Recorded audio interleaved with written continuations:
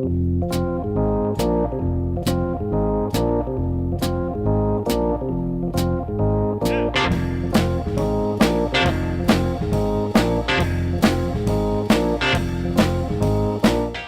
to the Two Blokes Chatting radio show on 94.7 The Pulse. Music, interviews, news and, well, Two Blokes Chatting. Now, here are the two blokes. Robert Cameron, who have we got on the telephone line? A man who's got a very similar name to me, except it's on the other end. Cameron Ling, good morning to you. Welcome to Two Blokes Chatting. Good morning, guys. Great to have a chat with both of you. What does a person who is a complete and utter footy nut do when there's no footy on? Well, reminisce, watch some old stuff. I have dragged out the old DVD of the electrifying 80s. But no, this time I am missing the footy. I'm missing talking about it, stirring up some mates who are opposition supporters and all of that. All of that banter is not there, and it's very strange. Now, Lingy, speaking of old games, the last time I had the privilege of chatting to you, I brought this subject up and I was fascinated with your response to it. The two games I'm talking about that I think changed the Geelong Footy Club. One was round 4, 2007, Cardinia Park. You were beaten by North Melbourne, a game that no one expected you would lose, and the next week you have completely poleaxed Richmond. Are you going to get those two games out and have a look again and think, what on earth happened? They were interesting games, weren't they? I mean, we were expected to beat North Melbourne comfortably at home and did. And North ended up having a good season that year. I think it ended up finishing fourth on the ladder and shocked a few people as well. But the following week, it's hard to explain. It wasn't something that just completely clicked all week. It had been building up to it, and there was a bit of grumpiness around the group around what we needed to do, and we fixed a few things up. And I'd happily sit down and watch that game any day. I don't like it. It's weird. As good as the games are, any game that doesn't end up with us winning, I don't like sitting down and watching it all. Even that classic Geelong St Kilda. Yeah, wasn't that a ripper? Game in 2009. I had to be coaxed into watching that by some friends the other night. Most of them St Kilda supporters. And watching it, I did realise how great a game it was. But when it doesn't end up with a Cats win, I really want none of it. Yeah, it's tough stuff. It's extraordinary times, that little area that you created. There's this question around, among Geelong supporters, and you might have a different feeling, but we thought that the loss of 2008, while it was hard to live with, probably was a catalyst for the win in 2009. Do you think the group was capable of 3 in a row, or do you reckon that the effort required and coupled with the disappointment of 2008 was helpful to you? I can see both sides of the argument. The super competitive, grumpy part of me says, no, we should have done the job in 08 and we would have still done it in 09. But I can certainly see the argument to say there were things that we fixed up in 09 that we learnt from 08. I'm talking from a broad perspective, the general management of players, making sure we were fitter and healthier going into finals rather than really locking in on a couple of games right in the middle of the season that, given we'd won plenty of games, didn't matter as much. And then also just I reckon the mindset of the players, knowing that the details did matter, the little tiny things that we did as a team were important. That's why we'd become a good team in the first place, and we probably just subtly lost sight of that in 08, where it was some of the games we were getting by just on talent alone and playing scintillating footy, but just a little detail or two was being missed along the way, and didn't feel like it was going to bite us, and we probably didn't even know it at the time, and it did bite us on the bum in the grand final. And 09, we were determined to not let that happen again. So I can certainly see where 08 sharpened us up for 09, and St Kilda were a brilliant team, and we had to be at our best. But yeah, still that not letting go competitive side of me says, no, we should have just done the job and got it in 08. We should have got it in 09, but that may not have been the case. 2 in a row, very hard to win, Cameron. Only the very finest sides win 3 in a row. Good morning to you, Neil, with you. How are you, mate? Is that a bit of is that Brisbane Lions? Oh, no, it's mate. pathetic, I Lingy. would never, ever bring the Lions up in a It is conversation in this pathetic. town. I don't mind if you do, because the Lions were the one. We were a very young team then, and Bomber Thompson showed us so many edits and clips of how Brisbane played during that time in their midfield, and they were certainly where we wanted to get to. That was our aspirational team. I have a little Lions. Brisbane question for you, something that intrigued me. My favourite all-time non-Geelong player is Robert Flower, with Simon Black a very close second. Somehow, living so far apart and just meeting on a football ground a couple of times a year, you developed an extraordinary friendship with him. How do you develop a friendship with Robert an opponent? Flower? No, Simon Black, the other one. How does that happen? Strangely, because some you walk off the field and you just think, and wrongly most of the time, I don't particularly like that bloke. He was this, he was that on the field, and wrongly you think he's like that off the field. Whereas Simon Black, it was just his competitiveness and his ability, and everything about him was everything I loved as a footballer. I mean, he was silk the way he moved on the outside, but he was as tough and as hard and ruthless a competitor on the inside of the contest. So I loved the way he played, and there was no fuss, there was no carry on the field. It was just keep backing up to every contest and go again, and he'd keep getting it. And so I loved all that. And then I had the pleasure of just meeting him once or twice over the years, and then met him another time, and I realised he was an even better bloke off the field than what he was on the field. And so just started, we bonded over a common interest in surfing, and we'd talk about surfing for a bit, and just each time we met, you'd sort of just spend a little bit more time together and realise not only is this bloke one of the greatest players ever, he's one of the all-time great footy people, and I loved him, absolutely love him. He's a ripper.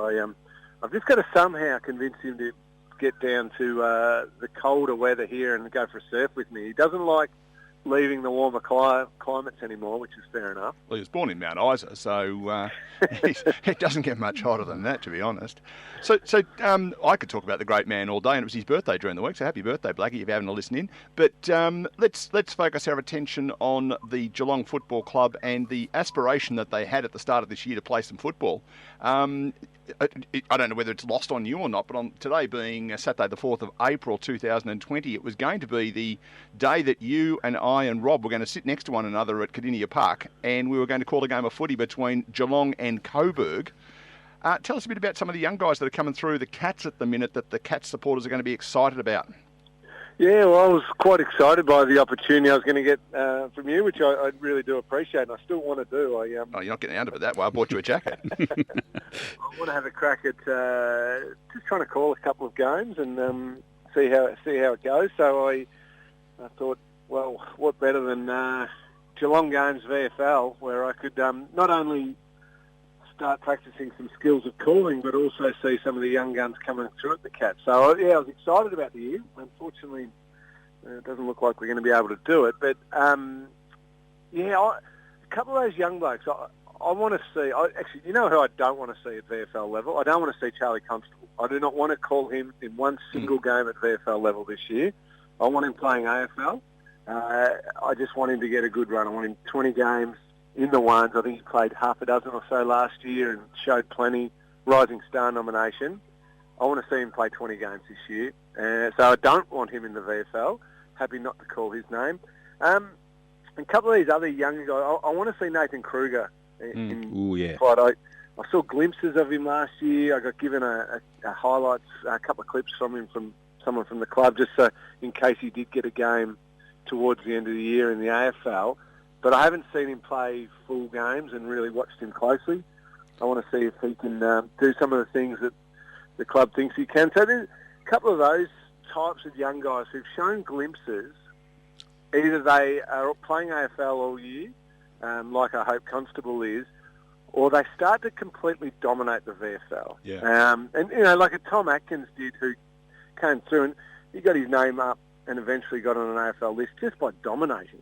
He wasn't just playing handy footy and, doing bits and pieces here. He was completely smashing games, and that's what I want to see some of these third and fourth year players do, where you go, okay, this guy's too good for the VFL. He needs his opportunity at AFL, and he's going to make it. Otherwise, if you're still, playing the odd good game in the VFL and you're fourth year on an AFL list, but struggling a little bit, then I start to worry whether or not you've got the ability to make it at the top level. You blokes who've played the level pick up things that we laymen don't. But Charlie Constable was interesting because we saw him play VFL, thought he was playing well, but we attended the best and fairest count and were stunned at how few votes he got. So we were thinking then that maybe he's just not doing things that the match committee expect of him, and he needs that VFL grounding. Yeah, so I keep hearing, and I have heard the things that he doesn't do quite as well. He's not an elite runner. Doesn't have that incredible outside game. So he doesn't have, we're just talking about Simon Black. Blackie was phenomenal in close and clean hands and brilliant in a contest, but he had the outside aspect as well. Charlie doesn't have that, and he's going to have to build it over time. But his positives and what he does well is so good that I think he's good enough for AFL level and to play really good footy. I mean, I remember a bloke, and I don't want to sound like the old bloke back in my day type talking, but while there's no footy going on, I can do it a little bit. There was a bloke who couldn't really run, and I don't reckon he could run for his entire career, but was very good in a contest, found the footy clean, great in traffic, didn't fumble very often, who got an opportunity at AFL level and then went back and battled a little bit and had to play a chunk in the VFL, whose name was Jimmy Bartell. Now, if you'd gone on and on about all his weaknesses around his running and his 2K time trial and everything like that, well, you could have found some reasons not to give him opportunities at AFL level.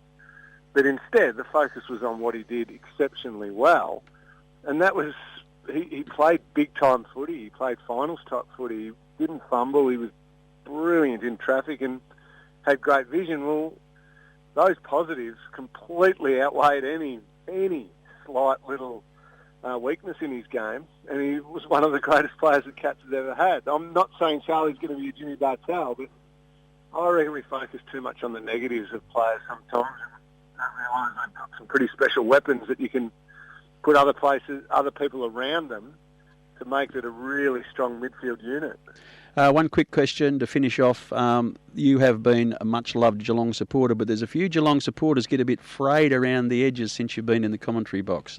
How tough is it for you to make commentary on games that Geelong involved in, particularly in your early days when you were assessing your Premiership teammates regularly? Yeah, it was always tough. The first year or two, I found it difficult because you just try and be as honest as you can, and whatever you're seeing, you talk about.